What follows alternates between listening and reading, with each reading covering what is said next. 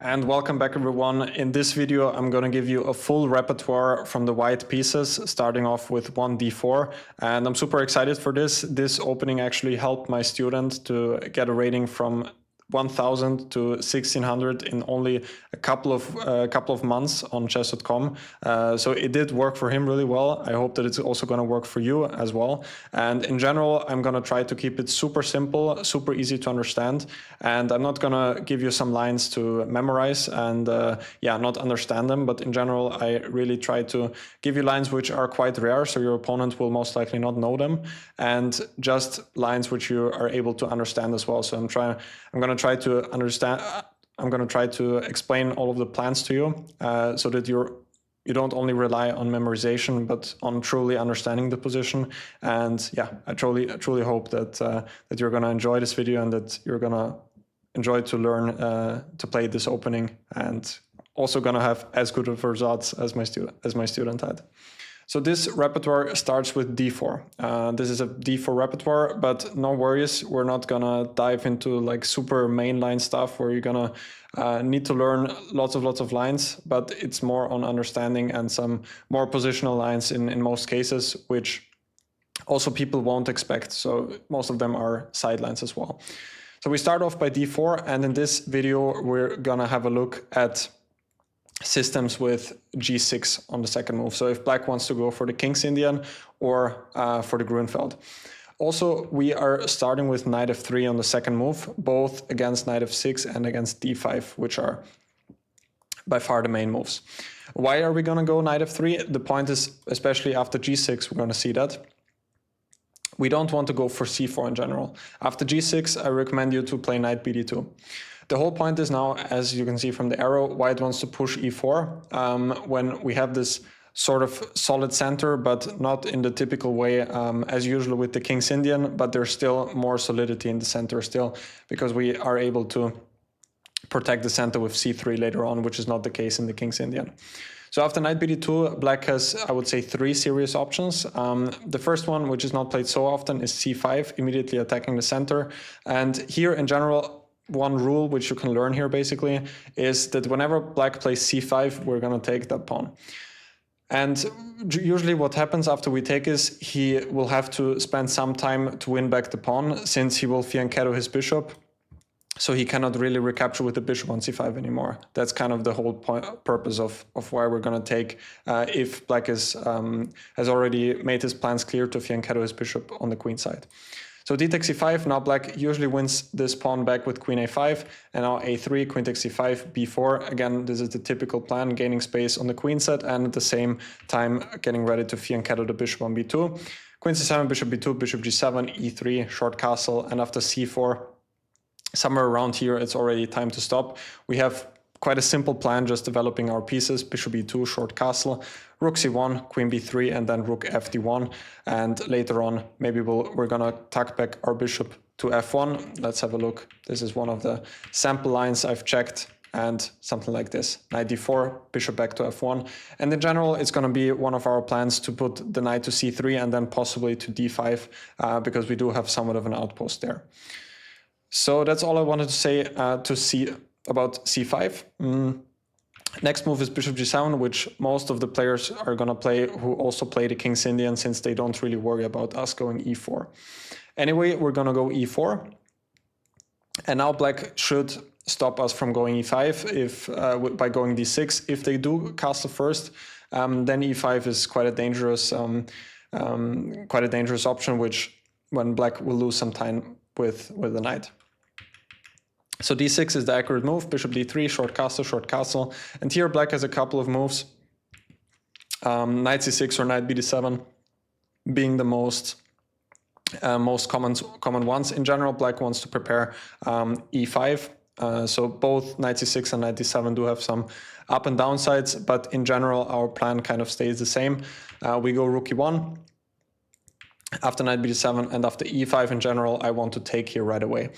Why? In general, you could also try to solidify the center by going c3, but in general, I don't really want to keep this tension here, because once we take, now it has become clear that the bishop on g7 will just be quite a bad piece.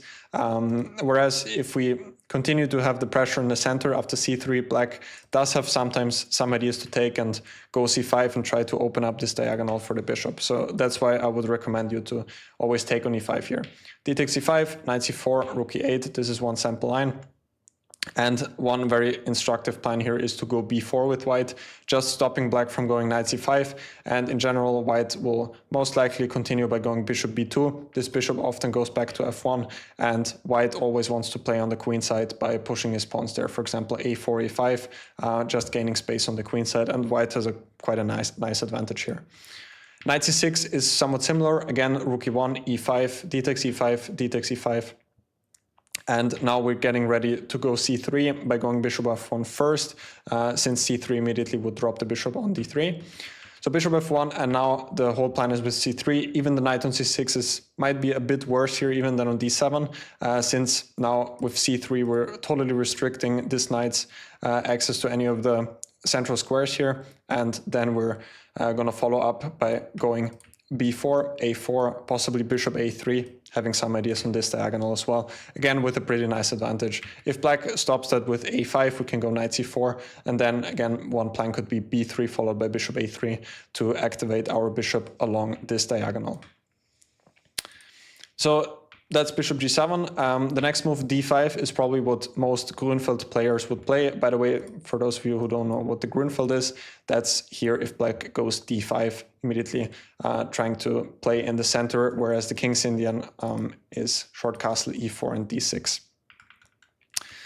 So knight bd2, d5 is what most Grünfeld players probably would go for, and now my suggestion is b3. Very interesting sideline, and in general here, our idea stays the same. Whenever black pushes c5, we're gonna take. So bishop g7, very logical, bishop b2, short castle, e3, and black's best here is probably to go b6, but just to point out, c5 was even played by Maxime Vachier-Lagrave, for example, against Hare Krishna. I showed this line to Hare Krishna as well. So you're not only getting like an amateur's repertoire, but also one which I recommended to a 2700 Grandmaster. And c5 was played by Vachier-Lagrave, which is in fact quite a dubious move already. And Hare Krishna managed to win a fairly simple game quite fast against the former 2800 player. So c5, and again, our idea is d takes c5. And again, black has to use some time to even win back this pawn. And at the same time, he's exposing the queen. Usually, as usual, after queen a5, we go a3 and then b4, attacking the queen once again. And after queen c7, c4, white's position basically plays it from itself. Rook c1 will follow, the queen on c7 is somewhat misplaced, and white will just slowly continue its development. Bishop b2, short castle, queen b3. All of white's pieces are placed perfectly, while black will have trouble developing. Knight cannot often go to c6 that well, because sooner or later it might get harassed by b5. So this is like a perfect scenario for white. So black should prepare going c5 by going b6 first, bishop e2, bishop b7, short castle. But even here, c5 is probably still a little bit too early, because again, we can take. And if he has to take with this pawn after c4, we're gonna get quite a favorable version, because he will probably end up with these hanging pawns here, which tend to be quite weak. For example, rook c1, knight bd7. And white has a couple of options here, but just to show you one idea is rook c2 followed by queen a1 to set up this nice battery here on this diagonal. So instead of c5, black should probably go knight bd7. Finally, to prepare c5, so let's say I will go h3. Now after c5, black can take with the knight. So after knight bd7, we're going to go c4. Another interesting option, by the way, is a4, trying to gain space on the queen side by going a5. But I would recommend c4, and after c5, the position is around balanced, but I still think it's totally playable after rook c1, rook c8. We again have the same plan, rook c2 followed by queen a1, and then the rook will either come to d1 or c1 with just a playable position overall. And yeah, so this is part one of this repertoire. I think we were able to go through this quite fast, so just want to revise all the key points. We're going to start in this repertoire by going d4, knight f6, knight f3, so that after g6, we don't have c4 yet on the board, but we're going to go knight bd2. And in general, here we will not move this pawn to c4 because with the knight on bd2, knight on d2, pawn on c4 wouldn't be a good combination. If you go c4, then the knight would belong to c3 in almost all of the cases. So we go knight bd2. Now, if black doesn't play d5 himself, we're going to go e4. two only other options are c5 when we're going to take, and bishop g7, we're going to go e4, when in this sort of structure, always when he goes e5, we're going to take.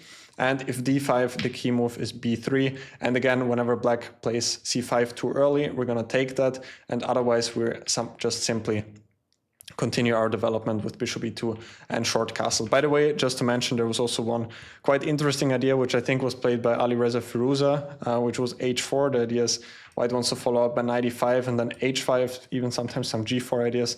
So just to throw that out there, if some of you are interested, you can definitely check that out as well. So I hope you enjoyed this very brief introduction to this repertoire.